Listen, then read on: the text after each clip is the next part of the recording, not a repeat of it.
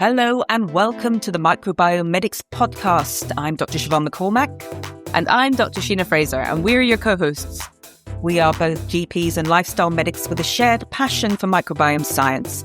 We'll be translating the evidence and packaging it into actionable, bite-sized chunks so that you can harness the power of the microbiome to improve your own health and that of your patients. Hello and welcome to another Microbiome Medics podcast. Now, this podcast today is a personal one for me. Katherine Saville is a really good friend of mine who's chosen to share her story with you. So when Katherine told me she had cancer, I'd spent years researching and writing about human microbiomes and their link with disease. I knew that harnessing the power of the gut microbiome was going to be a key strategy in maintaining Katherine's health, reducing side effects from her treatment, and improving outcomes. I was already working with my own patients with cancer and had co-presented 3 episodes on cancer and the microbiome for this podcast. Since then, Katherine and I have been on an emotional journey of friendship, hope, self-improvement, and healing. And Katherine's story is a vital one for clinicians and patients to hear. Katherine's an inspiration for us all, and I'm delighted to welcome her here today. Hi, Katherine. Hello. Goodness me. What a lovely, lovely intro. Well, you deserve it, Katherine. And, it's so lovely to have you here today.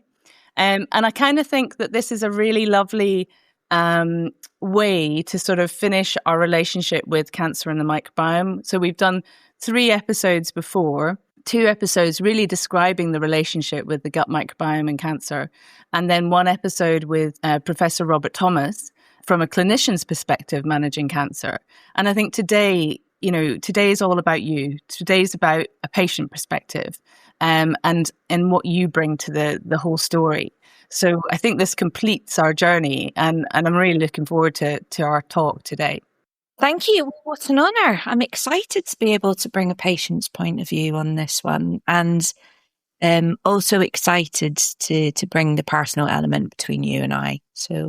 Well, let's start the journey then. So you guys won't know about Katherine and I, but Katherine and I have been good friends since we were babies. Her dad and my dad were best friends at school. And so brought up together and then essentially living separate lives, but always in touch. And then Katherine, you want to bring this in. What year was it that this all kicked off? Oh, yes. 2022. 2022. Okay, so I had just published the gut microbiome for physicians, the online course that we've done, and I was just starting up the podcast, I think, or just started it by then. And you and I met up just after your father had sadly passed away. So talk us through what happened then. 2022 was a bit of a terrible year for me, really. It all started in the summer when I was diagnosed with a basal cell carcinoma. And I had a bit of a succession of difficult events. So I had the basal cell carcinoma actually on my right breast. And then my dad, who'd had quite severe dementia for 2 years, was placed in a care home and died very, very quickly. And it was just a horrendous shock. And indeed, that's when you and I probably had a first decent chat for quite a while, and then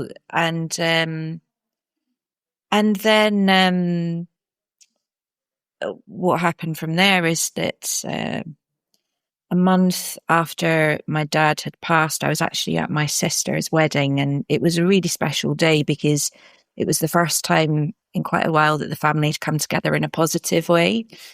And I put my hand on my left breast to put on some body cream, actually getting ready for the wedding. And I felt something. I felt really what felt like a golf ball pressing down through my skin onto my hand. And my immediate thought was,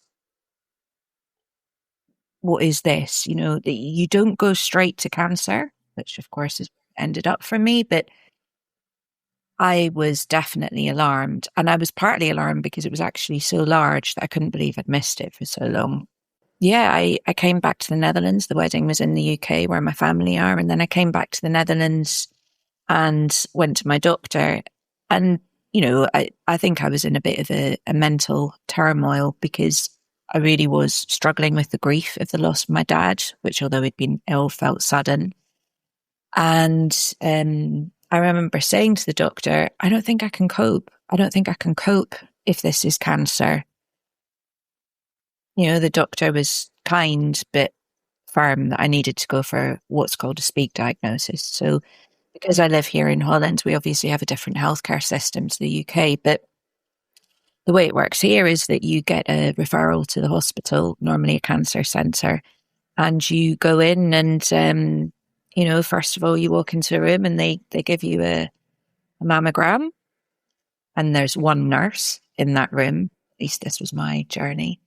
And then you walk into another room and they give you an ultrasound, and suddenly there was 2 people, and then there was 3 people. And I think that was the point where I became really, really scared. And then they told me they'd have to do a biopsy, and I was really scared again. And then they send you away for an hour and tell you to come back. Now, I had a friend with me, thank God, and we went for a walk, and I think that hour was probably one of the longest hours of my life and definitely one of the most scary.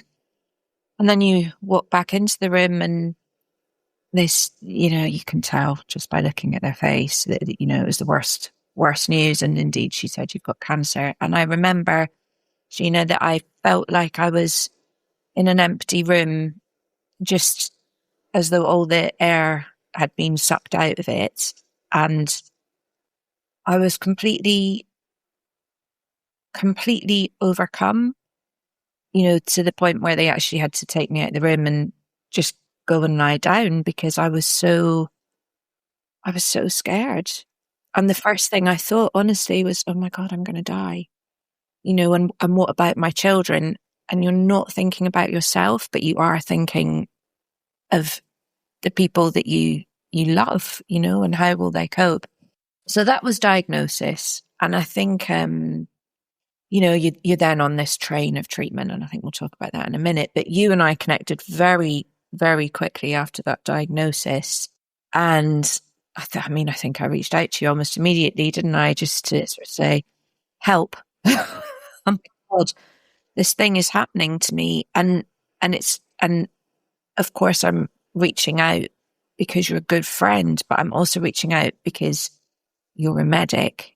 And I was also reaching out because I knew that you were interested in the bigger picture on disease. And we'd already had a conversation, when we'd met up just prior to that.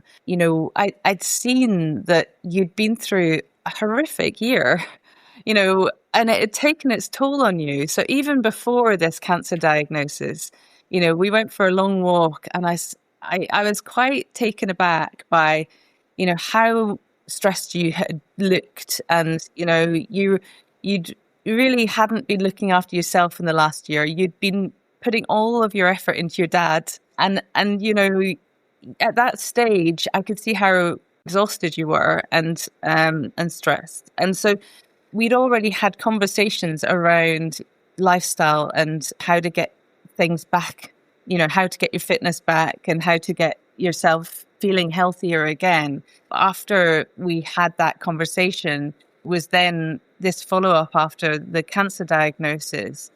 We then talked further about that. I think we were both shocked with your cancer diagnosis. That was it's a big deal for you, Katherine, a huge deal. Just that cancer journey, just that diagnosis journey, that's a terrifying one. And how did you feel that the clinic did in terms of breaking that bad news and speaking to you? Yeah, well, I'm really glad you bring up that conversation that we had before the diagnosis. And I probably should have started there, actually, because I think on that walk, you did open my eyes to how I was living my life. I think it was the start of a journey there. And what I didn't mention, but I think is really key, is that probably that conversation was part of a journey of me losing almost 12 kilos in 2022. And had I not lost those 12 kilos, I'm quite big bosomed, it would have been even harder to find this lump. So I think that was really important. And it's not per se about the weight loss, although, that was helpful in my case to identify it, but it was about the change of lifestyle that happened after that. So how did I get to losing the 12 kilos? Well, I changed my diet. I stopped drinking as much. I started moving more. That was really important. Just ways of bringing movement into every day so that it's not a struggle, but you just do it without too much effort and you really enjoy it. So indeed, you remind me that when I was diagnosed with cancer, I almost felt like I was at my healthiest point because I had been making changes and I was eating right and drinking less and moving more and sleeping better and trying to cut my stress. Mm-hmm.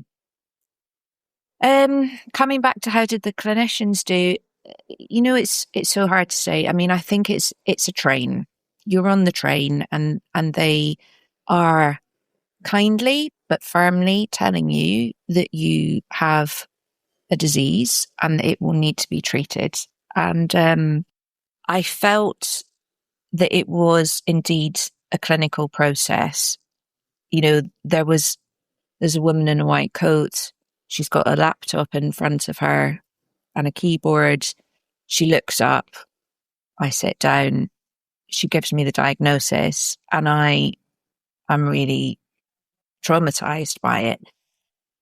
And I am then taken out of the room and go and process what's happened to me in a separate room and then, brought back in afterwards. And that, it almost felt like the caring happened in one room and the diagnosis happened in another room. There is something very isolating about being diagnosed with illness in a country that's not your own, in a culture that's not your own, and in a language that's not your own.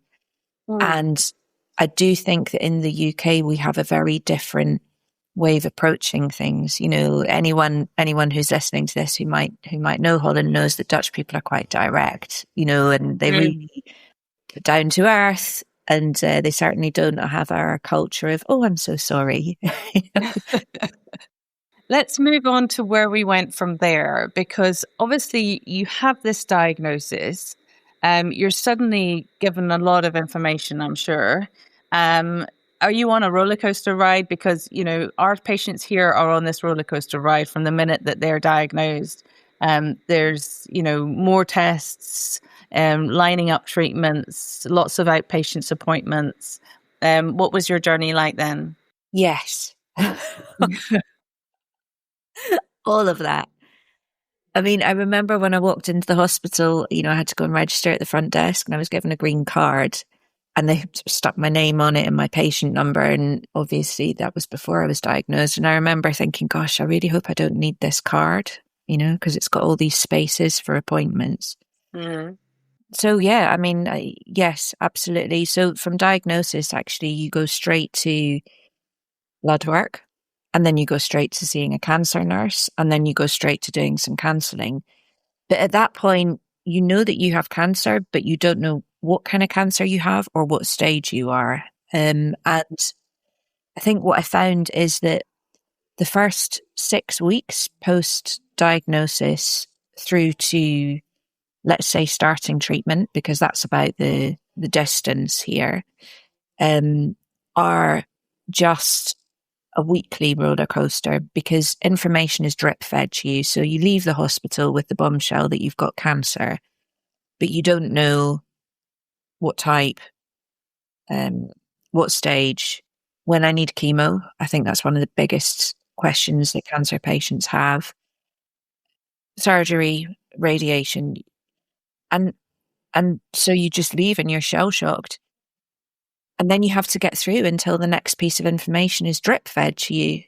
And that is such a scary time because you can only imagine the worst, so you do imagine, oh my God, it's terminal, it's metastasized, I'm going to have this CT PET and they're going to find out it's everywhere. And you're so scared. And the really hard thing that I found is that all I wanted was someone in charge, which in my view was someone in the hospital, to tell me that I was going to be okay. Those were the words I wanted to hear. You're going to be okay.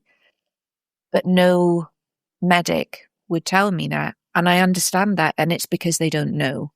And I also understand, that they can't tell me that because, well, it's a liability issue. If someone tells you you're okay and you're not, that just doesn't work. But that was really, really hard. And I think that's the psychological element of what happens next.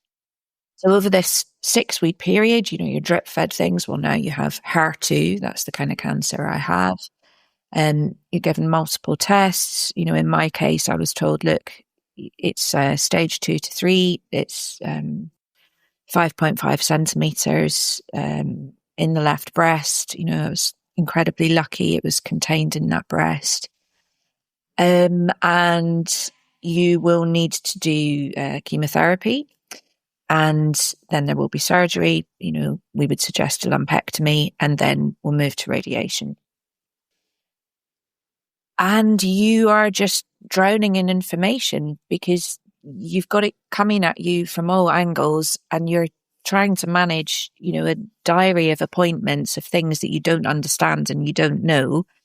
It's super overwhelming. And again, that's very hard in a country where you're not familiar with the medical system and you don't speak the language. You're being given pamphlets and leaflets, which unfortunately are also not in your own language. And so you're having to do the extra work of just trying to make yourself familiar with a new landscape. You've got to learn about your disease, but you've also got to learn about what's going to happen to you. Or at least that was my choice. I chose to become my own expert. And obviously you were a big part of that journey for me. How did you feel when you heard that I was diagnosed with cancer? Because it's, I guess, as a medic, as a friend. Not dissimilar to you, probably, slightly scared, really worried about you, really worried about how you're going to cope. I knew that you had a big journey ahead of you. I could see it all panning out in front of you, and that this journey was going to go on for a long time. And you were going to need some resilience. You were going to need some way of coping with that. And I could see that was going to be a really hard thing for you and for anybody in that situation. So you never want to see any of your friends in pain or going through anything difficult. So of course, it's an emotional journey. It's a type of news that keeps you up at night, worrying about what's going to happen next and how you're going to cope. And I'm a medic. I have a good background knowledge and know that most people with breast cancer are faring very, very well these days. But that doesn't mean that you don't worry about the process and worry about all that endures and just having to go through that.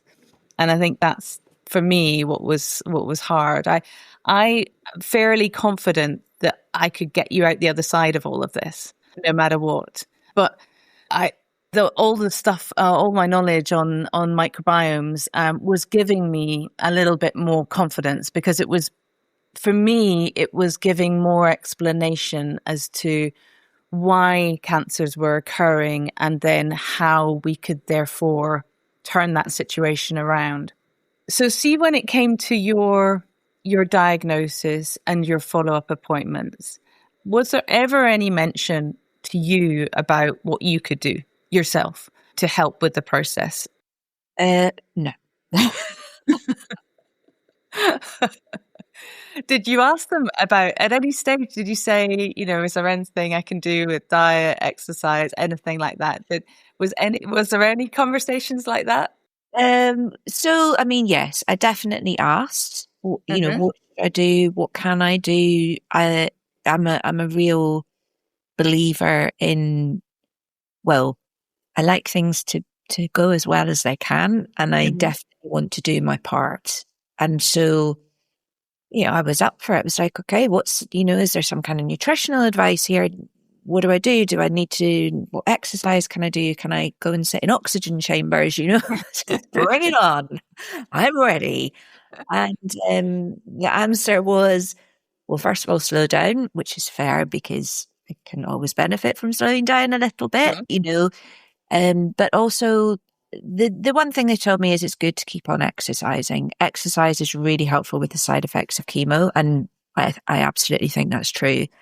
But when I talked to them about nutrition specifically, there really was no guidance. And the guidance that there was, which obviously you and I talked about as I moved through chemo and I did start to struggle to eat, was just eat whatever you can, just eat it. If it's white bread, but that's what you want, have it. The most important thing is just to get calories in rather than really think about the quality of those calories or what's happening within your body. Yeah. And so very similar to experience in the UK. Unless you're in Professor Robert Thomas's department, because he's changed all of that. But the rest of the UK, I think, still has a long way to go in this respect. So, but I think in some ways the Netherlands was slightly ahead in that, you got referred to an exercise program. Yeah. So now that's not happening in the UK. Oh, that's interesting. Yeah. No, so here, I mean, I have to say the wraparound care, I guess that term works there as well. So they have oncophysio, and if you are a cancer patient, you're eligible for oncophysio, and you can either join cancer classes, cancer exercise classes, which is very good from mental, social, physical perspective, or you can have one-on-one physio, and that wraps around, by the way, to after surgery when you are in recovery. Great. And how often was that? Well, as often as I wanted to go, which was amazing. Wow. But the classes were running multiple times a week. I'm super lucky. The centre's nearby. Yeah, it was really, really good. So they weren't chatting to you about the diet side, but we did. So we had these conversations. How did you feel about those conversations? Because obviously I'm like throwing all this knowledge at you.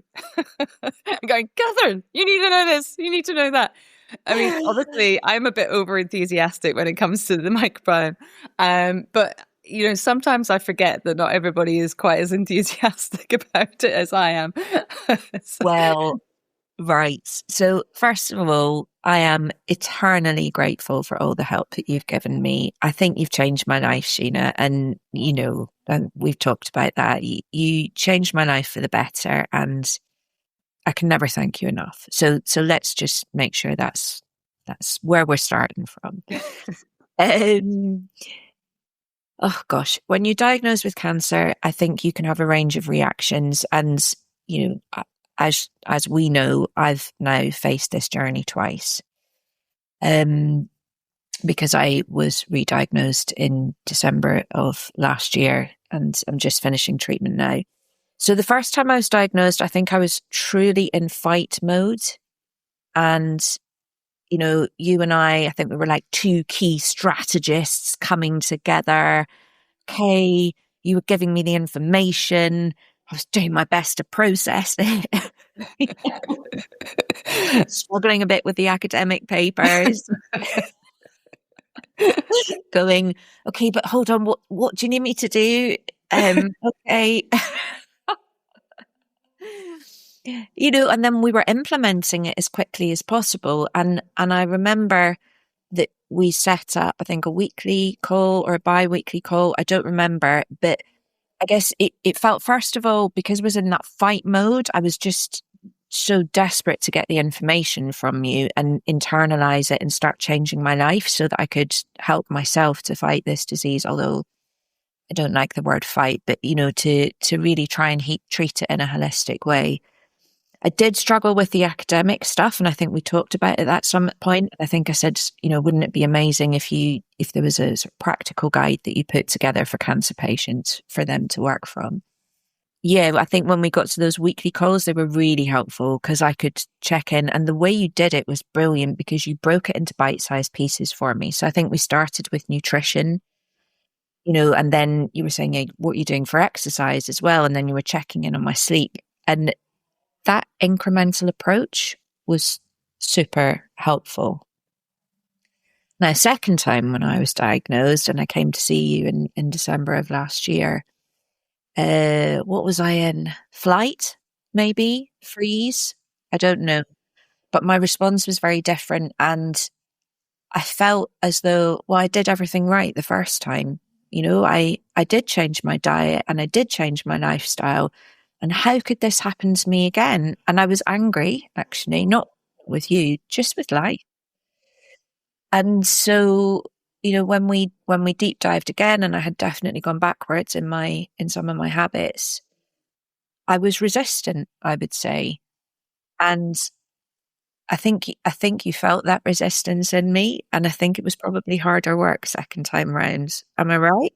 A little bit. And, I think there was a few things that really stood out for me, where I felt that it wasn't that you'd done anything wrong. It was just that, there were aspects of your lifestyle that still, I think, hadn't been tackled the whole way through. And the biggie was stress, Yeah. Katherine. I mean, I think, and stress for me as a medic, I see the harms of all the time. Stress is not something benign, the way people talk, oh, I've got a bit of stress here today, or, I live for stress in my workplace and all this sort of stuff. There's a lot of bravado around stress, but the thing is, stress is really dangerous. That chronically raised cortisol levels, in the body, it just drives inflammation. It drives that abnormality in the gut microbiome. It drives the population of harmful microbes up. It drives the population of beneficial microbes down. And it puts you into that inflammatory kind of state whereby you're driving cancers probably more readily in that state. And it was obvious to me that whilst, you were on the face of it working really hard on the diet and the exercise and all of these other things, underlying all of that, there was still a lot of stress. Yeah, you've hit the nail on the head. And I think that's been one of the hardest parts of this, actually. I'm a lawyer, that's my training, and I was working in a job which I felt that I loved, but which was incredibly demanding. And I was doing a lot of hours, navigating, quite a senior role. And I don't think I even knew how much stress I was under. I think that I had been so stressed for so long that stress had become my normal. And you did really kindly try to tackle it with me first time round, but I just wasn't having any of it, You wouldn't even take time off for chemo. And I was like, please, Katherine, take time off.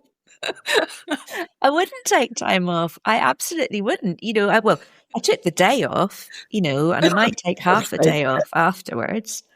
But no, I wanted to be at work. That was it. I needed to be at work.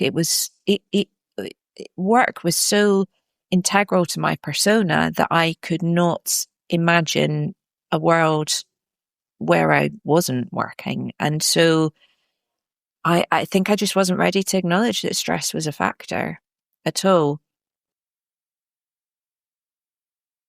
What changed for you? What changed for me? Well, look, I made my way through my first treatment journey over 2023. So I was diagnosed on the 2nd of October 2022, your cancerversary. Every cancer patient will tell you that. And I was given no evidence of disease in May of 2023. And I was just so excited to be alive. I still am excited to be alive, but I was so excited to be alive. And it was like, right, brilliant. Now I'm just going to do exactly. I'm back where I was, I'm going to get back into it. And nothing's going to change apart from I'm going to eat healthy and I'm going to exercise. I'm going to, right, okay, but let me do more at work and let me, I'm back at it. Rawr, go get him. And I did that for about 7 months. And then I went for my first checkup. Now, I will tell you, and I don't think I would have admitted it to myself then, I was tired, but I was fighting. And I remember you and I having conversations and you saying you've really got to slow down, take it easy, being kind, being a friend. And it wasn't just you, there were other people, but hey, I'm stubborn. And then I went for my first follow-up MRI in December of 2023. And there were 2 lesions, one which was in the scar tissue of the original tumour. And the hospital wasn't able to biopsy one of them. It could biopsy the other. They said it's a lymph node, nothing to worry. And probably the other lesion is absolutely fine as well. And what then followed was 12 months of fear and anxiety about whether I was going to have a recurrence again. And during those 12 months, I had another follow-up MRI in May of 2024. And actually, you came to see me round about that time. And I was in a state.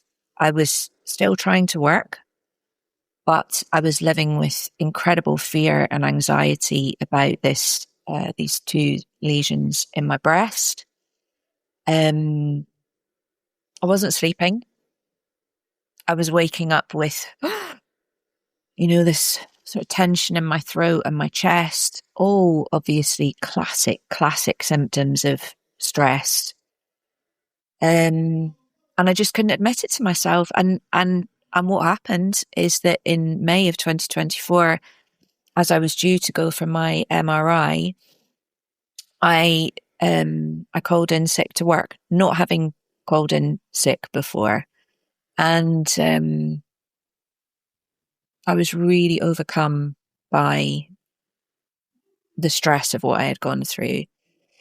And although my MRI results came back clear, during the 2 weeks that I had off, as I was waiting for that MRI, I started to realize that I really wasn't in a good place mentally, and that mental anxiety and stress was causing me problems physically, e.g. the not sleeping. What I discovered were panic attacks. I'd been having panic attacks, but I had no idea what they were. They were just these terrifying things that were happening to me, and I didn't know how to cope with them. And so I started seeing a psychologist and was diagnosed with, some trauma, actually, from everything that had happened. And, during this, I have hemochromatosis, which is iron overload disease, and I have to go and have phlebotomies, the blood removed. And I'd been going to the hospital for my phlebotomies, and they'd been trying to put a needle in me to take the blood out. The first time, I wouldn't even stay in the room. I had a panic attack and I had to leave. The second time, they put me in a private room and a nurse stayed with me, but they couldn't get the blood out of me because I was so tense, And the third time, because they said to me, you have to go and talk to your doctor. You've got some trauma left from what's happened to you. They did, but I had to take a relaxant to help me have a phlebotomy. But the funny thing is, your body is sending you all these alarm signals. You're going off all over the place. But I just couldn't accept it. I couldn't accept what was going on. And I really had to have this chronic psychological response, physiological response, before I would listen to my own body. So I was off work for 6 months and trying to work out what was going on with me, getting psychological support. I realized I had been incredibly stressed. And then in December of 2024, just as I was beginning to feel better and thinking about going back to work, I was so worried about the lesions in my breast that I decided to go to the UK for a private biopsy, or at least a private checkup. And while I was there, they did a biopsy, and I was diagnosed with a recurrence. The lesion that I'd been worried about for so long was indeed was indeed cancerous. So sorry, this is a very long answer to your question, but I wanted to really give you the picture that it's not as simple as dealing with stress. And if you're someone who stress is such a part of your life that you don't recognize that you're stressed, sometimes I think I think I broke. And maybe I needed to break for me to acknowledge what stress I was under. I mean, anybody listening to that story, just thinking about the things in your life that had been causing you stress, even before all of this, watching your father be ill for a long period of time, him dying, your chronic stress in your workplace with this really high profile job and long hours and looking after your kids. And most of us who are, generally firefighting don't have as many stresses as that. And then in addition, you're adding on, is this cancer? Then it is cancer, going through cancer treatment. And then have I got a recurrence? And going through these MRI after MRI, biopsies, just constantly being hit with another stress and another stress and another stress. We all have our thresholds, that we all have our limits. And you went way beyond most people's limits before you did crash. But you did crash in the end. And you needed to realize that enough was enough with all of this stress. But that's, I would say things have changed for you over the last year. I've seen a change in you. How do you go about tackling all of that stress? And, what did you do, Katherine, to get yourself out of all of this? Because that was hellish. Yeah, it really was. Well, I'm not sure I really knew myself. Now, I know that sounds like a funny thing to say, and don't worry, I'm not going to get all woo-woo, but I think I had been working. So everyone has personas, and I know you do too, Sheena. You have your professional persona, you have your mum persona, you have your friend persona, all these different parts of you. And I think I really saw myself as my professional persona, my mum persona, and there wasn't a lot of space for anything else in my life. I remember when I stopped work, I honestly I didn't know what to do with the time. And everyone's saying, well, of course you need to recover. And I was like, but I don't know how to do that. That feels like such a huge mountain. And I had so much anxiety. And I realized that, work had become, whilst it was a thing that was causing me anxiety, to not do work also caused me an enormous amount of anxiety, because I was so used to solving my anxiety, e.g. work, by working harder. It's a really difficult cycle. And I had been working since I was in my early 20s, in a legal capacity. So you're talking about, 26 years that you need to learn to undo. And so there was a real process of learning not to live my life in 30-minute segments, which is what I'd been doing for a long time, and realizing that in 30 minutes, you can just have a cup of coffee. Now, I know that sounds simple, but definitely wasn't what I was used to. So time, discovering actually the real value of time, that was huge. Just taking a moment for myself, not always putting everything else ahead of me. That was really important. Exercise has been huge for me. And that's because I think exercise is a moment where you can really focus on yourself, and you can give yourself permission to focus on yourself. If you're a person who feels that you need to be achieving, you can feel that you're achieving because you're getting stronger. But it's also a moment where you can really almost have a meditation, if you like, because you're moving. So that was really important. And then, I have done a lot of interesting things. I mean, I've done quite a bit of meditation, which I've found very, very helpful, actually very helpful for chemo as well. There's some fantastic meditations to help you acknowledge, to help you get through going through that treatment. But there's also some interesting stuff around somatics. If you are a person who compresses everything inside yourself, and especially if you're always in your professional persona, you don't necessarily get a chance to say, gosh, I'm feeling angry right now. Or, well, that's really annoying. But instead you go, a lot of this stuff is just sitting in you. And I think we all do need to learn to express ourselves in a way that's, of course, kind and respectful of other people, but that also allows us to really say, you know what? No, that doesn't work for me. So there's a whole load of stuff around that. And then just nurturing myself. It's not just nurturing myself, but, acknowledging I'm hungry right now. I need to eat something, preferably healthy. Hold on.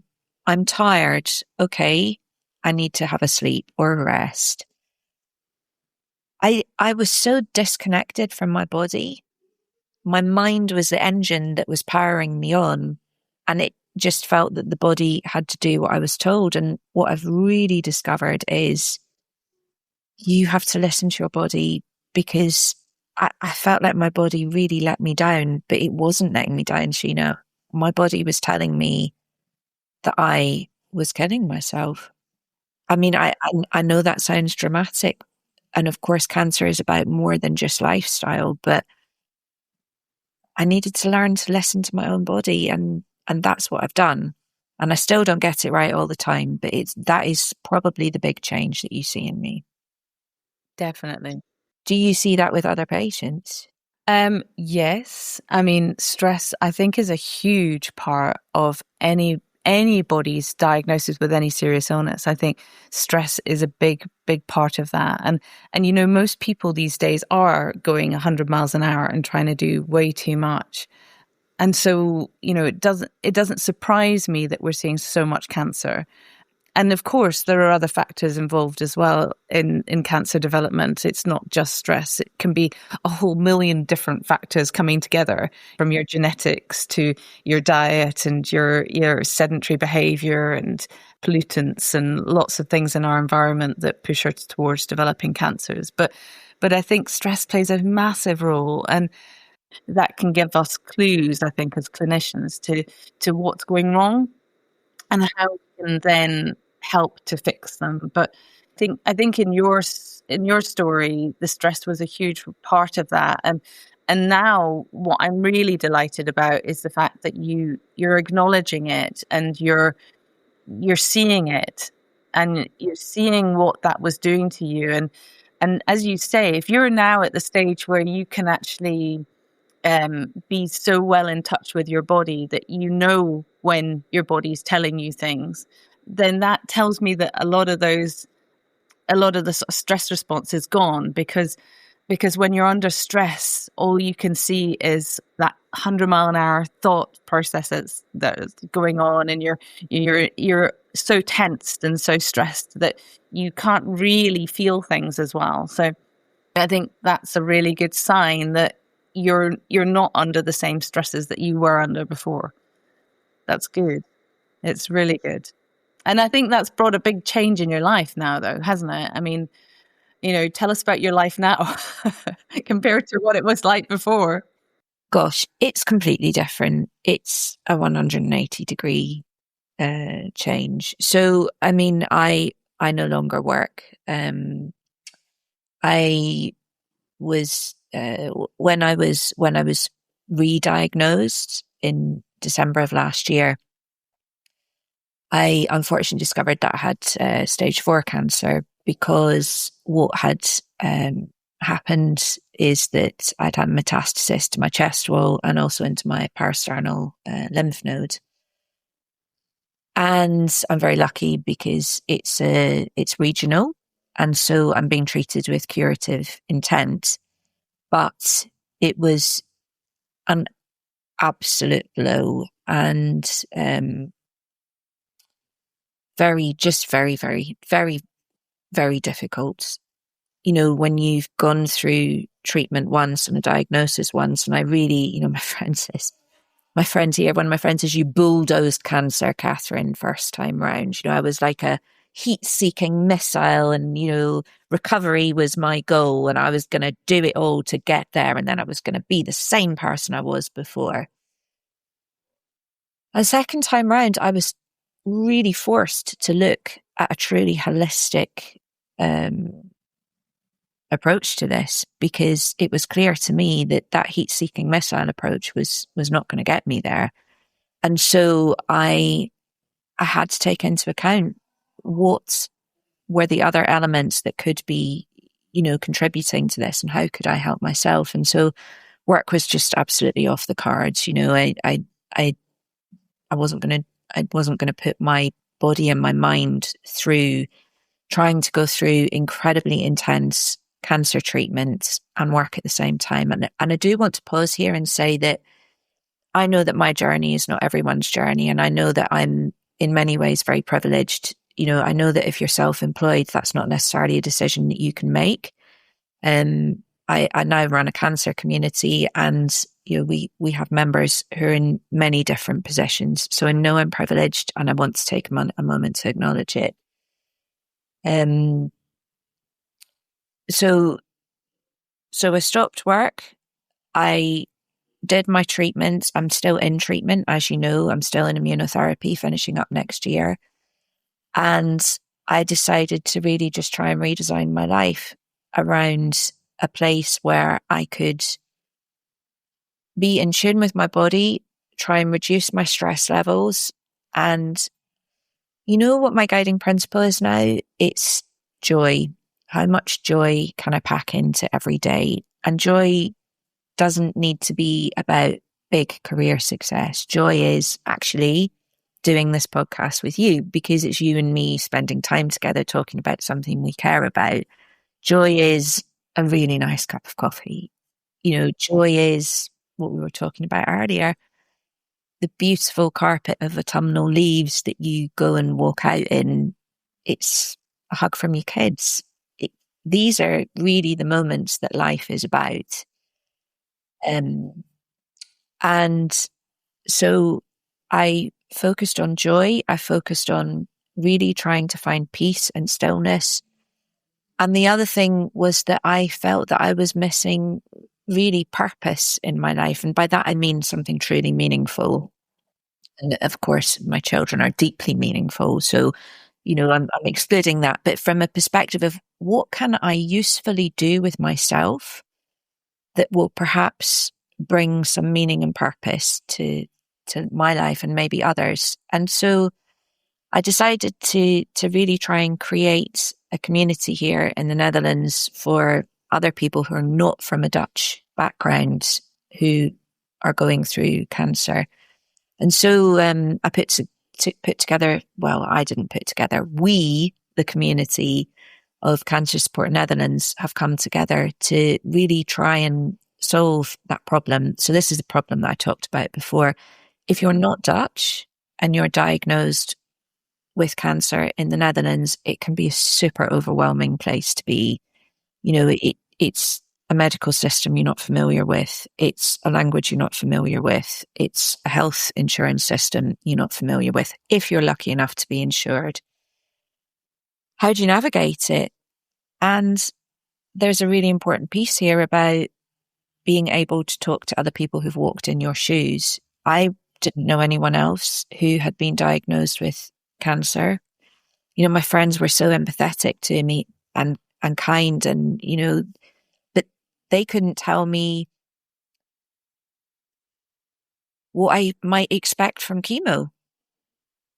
They couldn't tell me, what does it feel like when one of your boobs is smaller than the other? They couldn't tell me any of those things, and they couldn't talk to me about the fear, because cancer is so scary, and other people are on the outside of that journey. You're my friend, but you're on the outside of my journey, and other cancer patients are somehow inside. And so I started working on Cancer Support Netherlands. We're a community of about 100 people. We are also a charitable foundation, and the charitable foundation is there to support the community, to grow the community, and really to be the guardian of cancer patients' journeys in the Netherlands. And the community itself meets in person once a month. You're going to come and talk to us in February. I'm so excited for that. And it's really a chance to connect. You know, our motto is that we are connection at the heart of every cancer journey.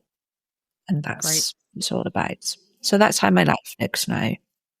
But I mean, all the important things in life and all the important things in lifestyle medicine, you are really conquering right now. I think that's really exciting for me to watch this journey, because, you know, when I compare the Katherine at the start of this journey to the Katherine now, I just see that you look more fulfilled, you look much calmer, you look much happier than you were back then. I think, you know, and, you know, just the fact that you're focusing on the things that are really important now. You know, we get really tied up in our work. We get really obsessed about what we do. And as you say, having that opinion of ourselves and that image of ourselves in that role. But sometimes we forget to look at those little things. And you're right, you know, we should all be mindful and all be able to take a stroll and really, you know, take in the world around us. You know, get joy from seeing all the beauty in the world and the beauty in our families and in our friends. You know, these things make a huge difference to how we really engage our parasympathetic nervous system. We were talking about that before, how we dampen down our sympathetic nervous system. And that, you know, there's amazing evidence about how relationships and positive relationships and all these really positive emotions will impact on the health of our gut microbiome and, of course, the health of our bodies as a whole, because all of these things really strengthen our ecosystem of microbes in our gut. What you're doing right now, I think, is amazing. And that's, I think, giving you the best chance of survival long term, because you're really going to be now optimizing your gut microbiome. And we know with breast cancer in particular, these microbes, Faecalibacterium, I keep telling you about Faecalibacterium prausnitzii, is one of the key bacteria in breast cancer that is associated with really good outcomes. And having your healthy diet and your healthy lifestyle will help to really make that population of microbes sing in your gut microbiome. So all of that's really, really important. But also, I just feel like from a human perspective that you're living your life. Yeah. Whereas before you were living the life of a top high flying lawyer, but I'm not sure that you were really seeing life as well. You know, it's interesting because, you know, listening to you talk about the microbiome, and it's, I remember when we started on this, let's call it a journey together. It's trite, but it is one. Microbiome was a bit of an anathema to me. I was thinking, you know, what's she talking about? Exactly. What is this microbiome? It's a biome and it's micro, it's small. Okay, what do I need to do? And it has become part of my life, you know, feeding myself and looking after myself according to, you know, I'm not an angel, I definitely get it wrong. But when I think back to where we started and the things that were so new to me then, they really have become part of my life, to the point where I almost don't think about it anymore. It's just, this is how I live life. I need to nurture myself and you know, support myself in every way that I can. And yes, you know, you're right. I think there were things that were making me happy, but I was definitely living in my life in such a way that my intention was to enjoy myself when I retired. And the real kicker, of course, with cancer is that you suddenly realize you can't take your life for granted. I was taking my life for granted, not living in the present, other than when I was with the kids, probably.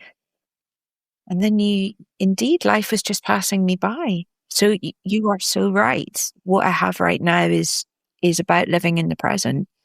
And it's so, gosh, you're right. I'm so much happier than I was before, which is not to negate those amazing moments I had up until now. But yes, if there was a happiness index, I think I'd be much higher up than I was previous. Well, I think it really shows. And what you're doing now with the charity is amazing. Having identified that this was an area that was really lacking in your healthcare system. I'm really delighted that you're able to produce some service now for people that are in exactly the same boat that you were in. And suddenly there's a support network for them. And not just a support network, but also an educational network as well. So you're able to pass on some knowledge base and help the women and the guys that are in the same situation as you were in, to sort of live a healthy life through their cancer treatment and to be really, really well supported emotionally. And, I think it's amazing what you're doing.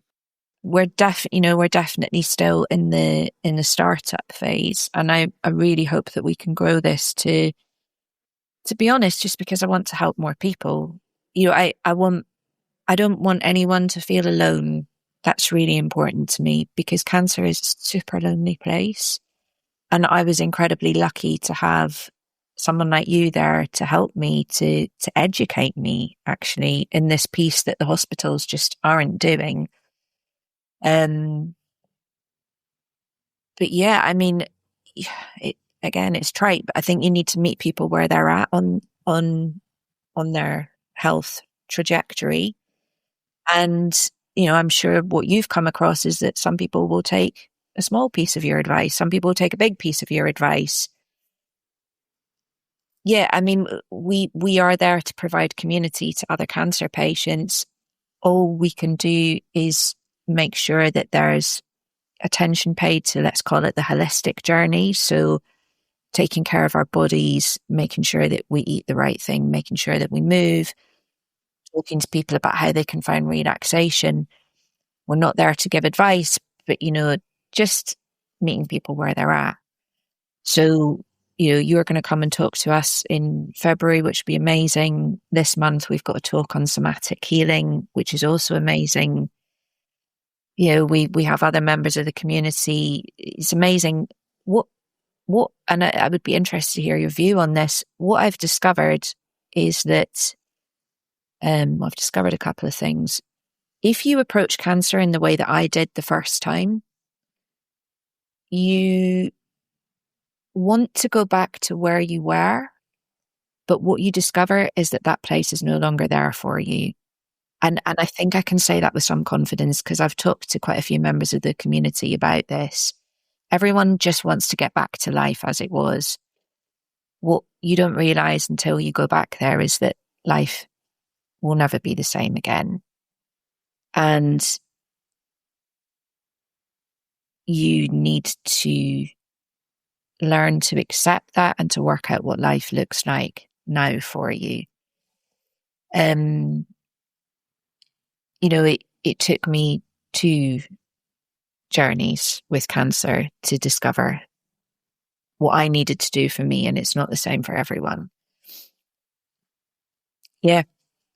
So I'm excited for what's coming on from here, but I'm still in treatment, and I don't know what life looks like for me after this. And I also need to be humble and accepting of that. And one thing that I think would be amazing, and I'm interested to hear from you about, is how do you help survivors as they move into the next stage of their life? And how do you continue to support them? Because it's very easy, I think, to go, oh, well, I've done that now, But actually, you've seen the hockey stick, I guess. When active treatment ends, mental recovery starts. And unfortunately, the mental part is a real dip as the physical recovery is coming up. Yeah, I think you're absolutely spot on with that. And I suppose what I'm doing at the moment with my patients from the start of their cancer journey when they're diagnosed, I phone them and I introduce them to the idea that we can work on lifestyle to really enhance their cancer journey, to try to enhance the health of their gut microbiome. And I talk them through a little bit about what the gut microbiome is and why I'm so obsessed with it. And we talk about how we can optimize our lifestyle to really kind of work initially at getting the best outcomes, reducing side effects from treatment and various things like that. And then as we go on, I meet with the patient initially, probably, every week or two when they first are diagnosed. And then we really kind of look quite intensively at their lifestyle, where they're at right now, a diet diary and, what their lifestyle looks like. And then, it would be more of a sort of monthly check-in that I do with my patients. And that monthly check-in, we kind of check in with all the pillars of lifestyle medicine, their sleep, their exercise, their diet, their relationships, stress, and all these things. But also it's a supportive chat. It's troubleshooting what's going on, what's going well, what's not going so well. And then I offer that for as long as the patient needs it. So I don't say you finished your treatment there, that's it, I'm gone. I'm their GP for life. As far as I'm concerned, as long as they're my patient, I'm their GP. I'm interested in their health and I want to help them. And I know that once you finish your cancer treatment, that's not the end. And most people, after their cancer treatment finishes, suddenly have a loss of confidence and their anxiety increases, because once all of the hospital treatments come to an end and you've finished that roller coaster and you come off that roller coaster and suddenly they say to you, well, we're not going to see you for 3 or 6 months, they suddenly go, well, shit, what's going to happen to me now? How am I going to cope? What's going to happen to me? Am I a sitting duck? Am I waiting for it to come back? What's going to happen now? And this is where the anxiety levels creep up. People feel more stressed. People feel less confident in themselves. And I'd say that's an entirely natural feeling at that stage. But because of that, I'm quite keen to support people at that stage and say, that's okay to feel like that, but actually we should be doing a little bit more self-care to really help and support you through that phase, because you're going to grow with confidence the longer that you go from your treatment time. If you stay healthy and you stay fit and you stay cancer-free, your confidence will grow year upon year, but you still need to work on all the things that keep your confidence levels high. So all the things that keep your body healthy, keep your mind good. And that's all the lifestyle stuff in my view. So that's my approach. I know that different doctors will do different things, but that's what I'm offering for my patients right now. And so far, I would say about 90% of my patients are opting into this. And, different patients will keep going for a different amount of time. Some people are desperate to just say, no, that's me, I'm done, I'm going off. Others will want to keep coming back for a little bit longer. Hopefully my patients are finding it helpful and hopefully they have an additional support outside of the hospital that they can hopefully rely on that is there for them. So that's my approach. It sounds amazing. And I think you're really, from a patient perspective, I wish that all patients were treated like that. I've had an incredible experience with my GP here, who has checked in with me on a regular basis. I mean, we haven't had discussions about nutrition. We haven't had discussions about lifestyle. It's more focused on kind of medication. What do you need? But there is definitely an element of checking in with me. And I've developed actually an amazing relationship with my GP through this.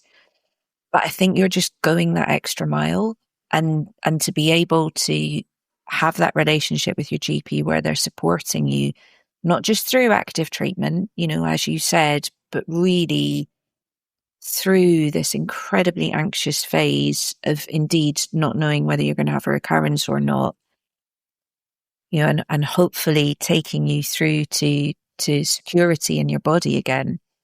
That's huge. That's really huge. I mean, do you also offer referrals for things like psychology if patients need it as well? And do you see that that's an important part of the journey? Yeah, I think for a lot of people that go through cancer, there's a lot of self-reflection, there's a lot of fear, there's a lot of trauma.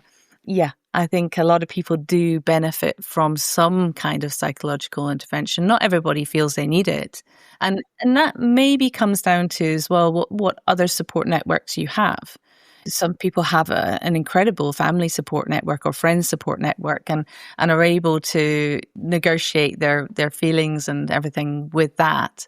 So not everybody needs an external counsellor, but some people do, and we would definitely refer patients. And we've got, in the UK, we've got Maggie's. So Maggie's centres are around the country, but they offer, again, it's a charitable foundation that offers a whole load of different services for cancer patients. So everything from sort of counselling, massage, group therapies, and a whole load of different things, and they're attached to most cancer units. And I have to say they're really good. And patients, seem to get a lot out of the services that Maggie's provide. So that's great, and it's a really good resource to refer people to. Yeah, that sounds incredible, because that's the holistic care, isn't it? It's finding those moments to be kind to yourself. And it sounds like what Maggie's is doing is helping you to discover self-care routines that can really support you, which is what you need, actually. And can I ask you, it's all very well me harping on about all of this stuff all the time, but can you say from a patient perspective, what difference do you think? You made a lot of dietary changes when you first discovered you had cancer and when you were going through your treatments and various things. What difference do you think it made to you having those dietary changes in place? Did you notice any changes in your body with those diet changes? And you could say what change you made, in fact. Well, sure, let's start there. So I was working very long hours, and I was eating in the office. And while there was a range of food available, I would say that I wasn't eating at regular times, and I was kind of grabbing things as they moved past me. So I would probably be going for something easy to eat, frankly. So a bit of white bread, with some peanut butter, because it was the easiest thing to have as you're rushing out. Lunch, again, just something quick grab. Vegetables are great. I love them, but they weren't necessarily the foundation of every meal I was having, and neither was fruit. And then dinner, I mean, that was just, I'm embarrassed to admit it, but because I was working really long hours, I just wasn't cooking. My kids will say, she's still not cooking now. I do cook more. No, so we were basically, I wasn't doing any cooking for myself, and everything. So the evenings were probably delivery, to be honest with you. Where am I at right now? I try and approach my relationship with food is different, and perhaps that's the most important thing to say. I need to eat on a regular basis, and I'm mindful of that, and it's the foundation of my day. Breakfast, lunch, dinner. And meals are based really around fruit and vegetables. We had a conversation, I think you said to me, you need to try and eat 30 different fruit and veg in a week. My God. So, if I could name 30 fruit and veg. So I did then go through the process of trying to name 30 fruit and veg to work. So, right, okay, we'll include onions, garlic. Okay, anyway. So yes, fruit and veg, foundation of meals. And then I now try and focus on whole food, slow release carbs. I eat a lot less carbs than I used to after the second diagnosis, as you know, I pretty much moved to no carbs at all. I'm slowly introducing them again now, but they're definitely still not the basis of my diet. And then, protein. I'm not mad. I'm not mad for animal protein. It's not a problem really, obviously, but I also have to avoid red meat because I have to be careful about iron. So I eat a lot more plant-based protein, pulses. I mean, pulses are just so good for you, obviously. Nuts, seeds, other protein. Um, you know, chocolate, gorgeous, but I'd now try and go for a really dark chocolate, which obviously you just want less of. And the big thing that I've got rid of from my diet, and I'm absolutely, listen, there's such contrasting views on this, but sugar is out for me now. So if I am going to have sugar, it's a treat, but it's not the default. I need some fuel. Let me get it in my body. And then of course there's alcohol. I was a big fan, massive fan of a glass of wine. And, my personal choice is to drink less these days. I think it's you have to be careful because you don't want to end up in a position where you're blaming yourself for your disease. When you've had cancer, you spend a lot of time soul searching about how did I get here? None of us should end this thinking that it's our fault. It's really about what can I do to support myself. And I think you asked me what changes did I notice. When you start to take care of yourself, including with your diet, you just start to feel better. And I'm more rested. My energy is more constant through the day. I don't have those highs and lows. So that's really important. I think it has a positive impact on actually my exercise regime because then I want to go do exercise. I feel well fueled. I'm also more able to say to myself, okay, when you get to the end of the day and it's been a super busy day, you think, God, I'd love a glass of wine. What is it that I really need in that moment? Is it relaxation? Because then maybe I'd be just as well served by having a cup of tea and going to sit down for a minute. So yeah, these are kind of, it's not that I can, well, and then there's the huge change. I mean, I've lost a lot of weight. So I think I've lost about 15 kilos in total. And that's huge. You just feel better and you can move better. And interestingly, you lost weight when you went in that original chemotherapy. You lost quite a substantial amount of weight throughout that cancer treatment with the diet and the lifestyle change that you went through. And I know a lot of cancer colleagues get very, very anxious about people losing weight as going through cancer treatment. But you steadily lost weight whilst keeping your energy levels up and maintained. So it was a healthy weight loss that was to do with your diet and your lifestyle change, not because of the cancer. So I think it's important to recognize that differentiation. What we worry about with cancer patients is that they are losing weight because of the cancer. And they're going into sort of energy deficit because they have no appetite and they're struggling to eat. And that's a very different thing to losing weight because you're making dietary change and lifestyle change and you're doing it in a really healthy way whilst you're having your cancer treatment.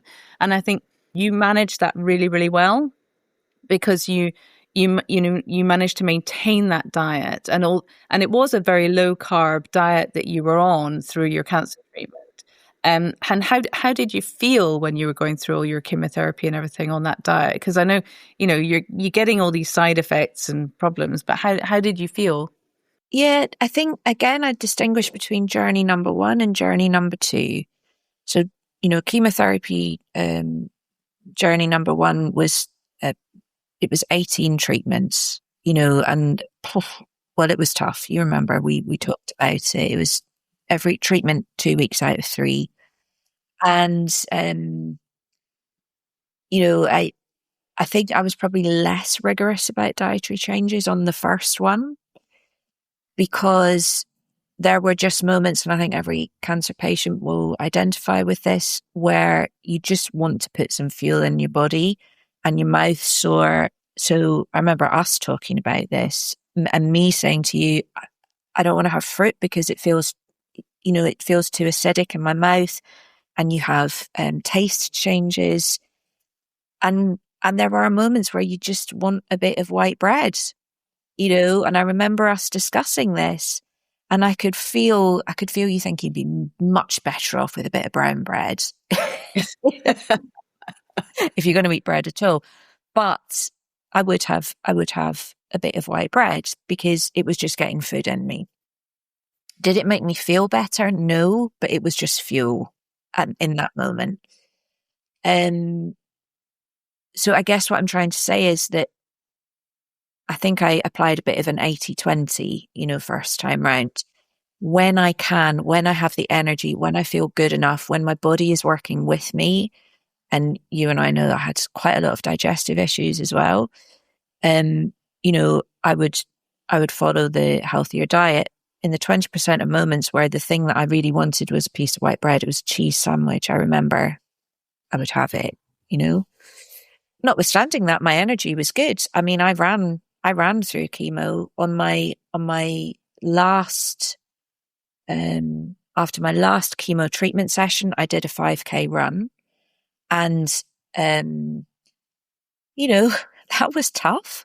That was really tough. And people might be thinking, well, she's probably very fit.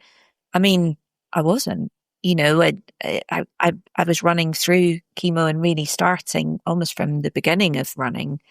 But it made me feel empowered to keep moving. And I think that having the right nutrition was the fuel for that. And I think it helped with side effects. And then second time round, I was very, very rigorous about diet. And then I went low carb. And actually, in hindsight, I wish I had done it first time round because I felt better, I think, on the diet this time round. And this time I was 100% right. And again, I know people approach this in different ways, so I'm not here to preach, but I cut out dairy. I cut out absolutely all sugar. I was, very, very, very careful. I had six rounds of the Red Devil, so that's the red chemo. And I think I withstood it very well. And I think that was partly because of, probably mainly actually because of the nutrition and the exercise. And I felt energized and my side effects were not that bad. And I think you had to possibly go through that journey because, you were going from somebody who wasn't cooking at all to suddenly we're telling you, come on, you need to have more home cooked food. You need to eat more fruits and vegetables. And you're like, my God, that was so alien to you at the time. It must have been really tough. It was. I mean, this is quite a journey you've been on. And yeah, it probably did take you a bit longer to kind of reach the stage that I possibly wanted you to be at earlier. But it's good for me as well because, I sometimes have unrealistic expectations of what I expect people to be able to achieve as somebody who's always cooked their whole life. And I need to take a step back and go, hang on a second, what if you hadn't cooked your whole life and somebody told you to suddenly change your diet like this? It's a big, big deal. And that's why I'm all the more impressed at what you've achieved, because to go from that to cooking and to eating that big wide variety of plants and to keeping away from the sugar. And sugar is so addictive everywhere. It's so hard to navigate. So what you've achieved there is great. And the fact that you've noticed this time round that you had more energy and you had fewer side effects, that for me is some evidence for that approach. And people will be saying, well, that's all very well, but where's your evidence? Well, we know that all those microorganisms in the gut that we want to expand the population of, they love fermenting all the fibers in fruits and vegetables, and they love all the plant polyphenols and the plant phytochemicals. And so it's really bolstering the population of these microorganisms. And then they produce more short-chain fatty acids.